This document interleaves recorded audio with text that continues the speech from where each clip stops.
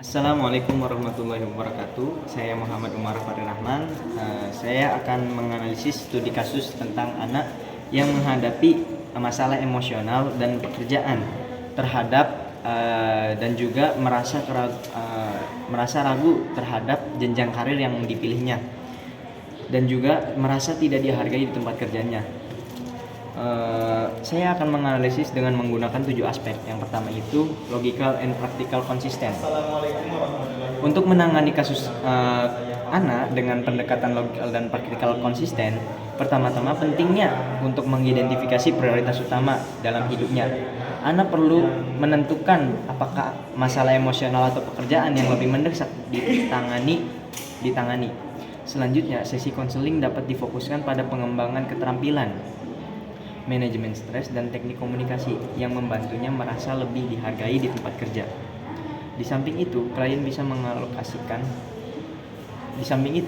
bisa mengalokasikan waktu untuk membahas kekhawatiran tentang hubungan pribadinya secara terpisah, memastikan bahwa setiap sesi memberikan ruang bagi masalah yang berbeda tanpa saling mengganggu.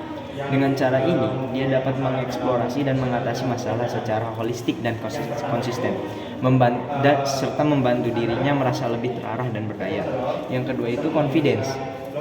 Confidence ini fokus pada membangun rasa percaya diri dan kepercayaan diri dalam dirinya. Berikut adalah langkah-langkah yang bisa diambil. Yang pertama itu identifikasi kasus dan pencapaian.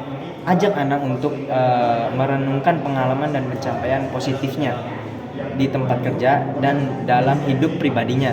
Ini dapat membantu mengingatkan dia tentang nilai yang dimilikinya. Yang kedua itu setting goals atau yang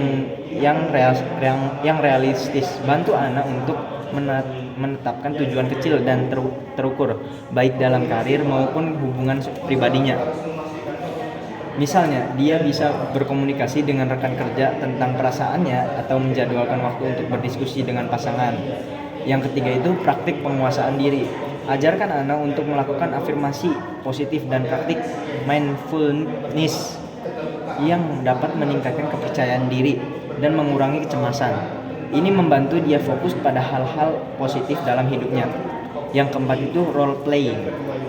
Simulasikan situasi sulit yang anak hadapi di tempat kerja atau dalam hubungan, sehingga anak dapat berlatih cara menghadapi dan mengekspresikan perasaannya dengan percaya diri.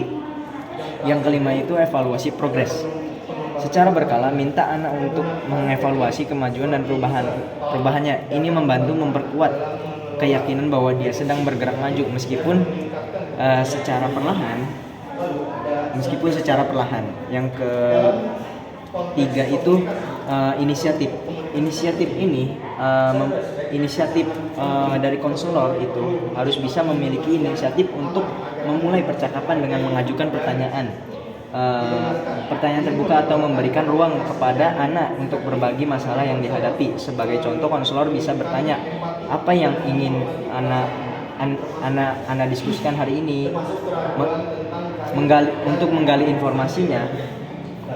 Selanjutnya itu menggali informasi. Konselor juga mengambil inisiatif dengan menggali lebih dalam informasi yang disampaikan oleh anak. Dengan mengajukan pertanyaan klarifikasi, konselor menunjukkan kepedulian dan keinginan untuk memahami masalah klien dalam masalah anak lebih dalam. Contoh pertanyaan inisiatif adalah, bisakah anak menjelaskan lebih lanjut mengenai situasi tersebut? Nah, yang ketiga itu menawarkan dukungan emosional. Inisiatif konselor dalam menawarkan dukungan emosional melalui pernyataan empati, validasi, atau refleks perasaan. Misalnya, saya bisa merasakan betapa beratnya di situasi ini bagi anak. Yang keempat itu mengambil alih ketika stagnan. Konselor perlu mengambil inisiatif untuk memandu percakapan ketika klien tampak kebingungan atau ketika percakapan mengalami kebuntuan. Yang ketiga itu resilience. Resilience itu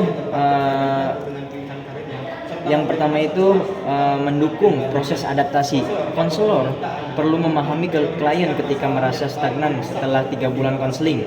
Di sini konselor harus menggunakan pendekatan yang fokus pada membangun ketahanan emosional, membantu beradaptasi dengan situasi yang tidak nyaman, seperti perasaan tidak dihargai di tempat kerja dan keraguan pemberi kerja.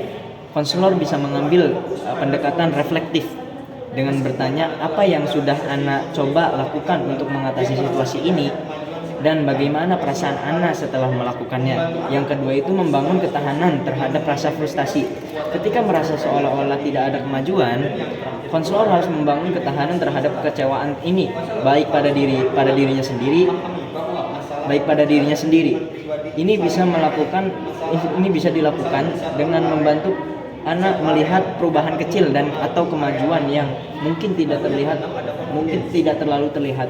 Konselor bisa mengatakan mungkin kita belum mencapai semua tujuan, tetapi ada hal-hal kecil yang rasa Ana mulai berubah. Bagaimana perasaan Ana dibandingkan dengan, atau bisa bertanya seperti bagaimana perasaan Ana dibandingkan dengan 3 bulan yang lalu. Yang ketiga itu mengintegrasikan 2 masalah besar.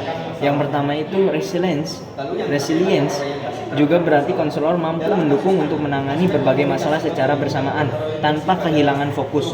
Meskipun konseling awalnya fokus pada masalah pekerjaan, konselor harus mampu membantu dan mengatasi kecemasan tentang hubungan pribadi tanpa kehilangan fokus pada tujuan utama. Konselor bisa bertanya bagaimana perasaan Anda tentang hubungan pribadi Anda mempengaruhi kinerja atau perasaan Anda di tempat kerja. Selanjutnya itu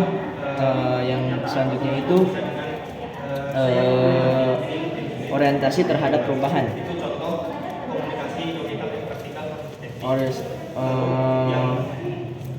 Yang pertama itu kesadaran akan kebutuhan perubahan.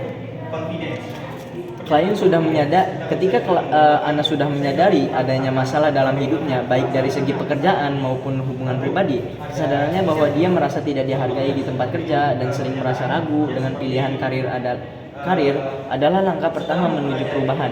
Namun, Ana merasa bahwa sesi konseling yang dijalaninya selama 3 bulan tidak membawa kemajuan signifikan, yang bisa berarti bahwa meskipun dia menyadari masalahnya, proses perubahan masih belum mencapai fase yang lebih konkret atau terarah. Yang kedua itu kemauan untuk berubah. Kita itu harus bisa membawa Ana untuk menunjukkan kemauan untuk berubah dengan tetap mengikuti sesi konseling meskipun merasa belum ada kemajuan. Ini menandakan bahwa dia memiliki motivasi yang untuk menemukan solusi bagi masalahnya. Yang ketiga itu rintangan dalam perubahan. Rintangan besar yang dialami Ana tampaknya adalah kesulitan dalam melihat perkembangan nyata selama 3 bulan sesi konseling. Mungkin ada ketidakjelasan dalam pendekatan konseling atau kurangnya fokus pada tujuan jangka pendek yang dapat meningkatkan rasa pencapaian Ana. Yang keempat itu dukungan terhadap perubahan. Ana tampaknya merasa konseling yang diberikan belum memberikan dukungan yang cukup atau sesuai dengan harapannya. Ini bisa disebabkan oleh ketidakcocokan antara pendekatan yang digunakan oleh konselor dengan harapan atau kebutuhan anak. Yang kelima itu fleksibilitas dalam pendekatan perubahan. Salah satu aspek yang perlu diperhatikan adalah fleksibilitas dalam proses konseling. Apabila Anda merasa bahwa fokus ada pada masalah pekerjaan selama ini belum membuahkan hasil, mungkin sudah waktunya untuk mengeksplorasi masalah hubungan pribadi secara lebih mendalam. Yang keenam itu evaluasi dan penyesuaian perubahan. Pada titik ini, evaluasi terhadap kemajuan adalah hal yang krusial. Konselor dapat mengajak anak yang merefleksikan perubahan kecil yang mungkin sudah terjadi namun tidak disadari atau meninjau kembali tujuan konseling. Semisal untuk pernyataannya ini seperti apakah perubahan kecil itu apa yang sudah dirasakan oleh anak pada saat selama 3 bulan konseling ini, apa yang perubahan kecil atau besar yang sudah anak rasakan. Itu seperti itu.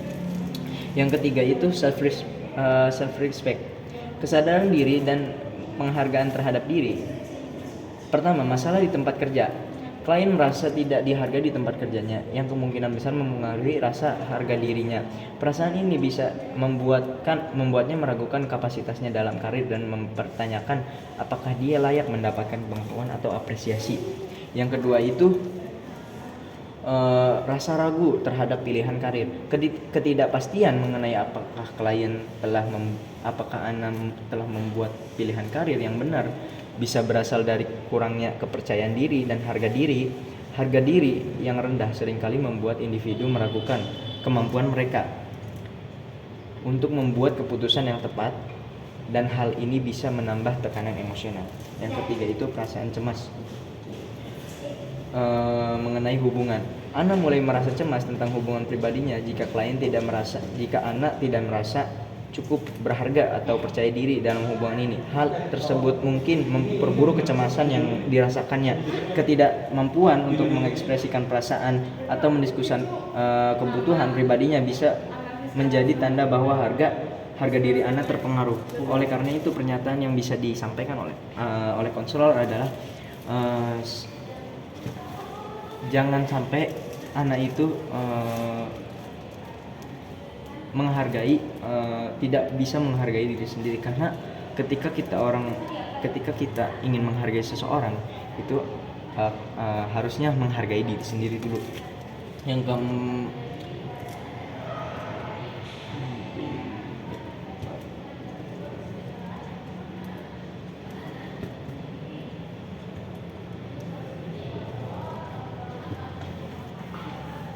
Yang ketujuh ya ini respect for order, penerimaan tanpa syarat. Konselor perlu menunjukkan penerimaan tanpa syarat terhadap Ana, terlepas dari masalah yang ia bawa ke sesi. Hal ini berarti menghormati perasaan Ana terkait dengan keraguan karirnya serta kecemasannya terhadap hubungan pribadi tanpa menghakimi atau meremehkan. Yang kedua itu mendengarkan secara aktif. Mendengarkan secara aktif adalah kunci untuk menunjukkan rasa hormat. Dalam kasus Ana, konselor harus memberikan perhatian penuh, memvalidasi perasaan Ana dengan cara menunjukkan bahwa apa yang dia sampaikan adalah penting. Yang ketiga itu meminimalkan proyeksi. Konselor perlu berhati-hati agar tidak memproyeksikan pemikiran atau asumsi mereka sendiri terhadap situasi Ana. Yang keempat itu fleksibilitas dalam fokus sesi. Meskipun fokus awal konseling mungkin pada masalah karir, konselor yang mengamati Ana perlu mempertimbangkan bahwa kecemasan terhadap hubungan pribadi juga merupakan bagian penting dari kesejahteraan emosionalnya. Yang kelima itu menghargai otonomi klien, menghargai otonomi anak. Mengungkapkan masalah aspek respect of order adalah menghormati otonomi anak dalam menentukan arah sesi konseling. Konselor harus memastikan bahwa anak merasa memiliki kendali atas apa yang ingin ia diskusikan, tanpa merasa dihakimi atau ditekan untuk tetap berfokus pada satu masalah tertentu.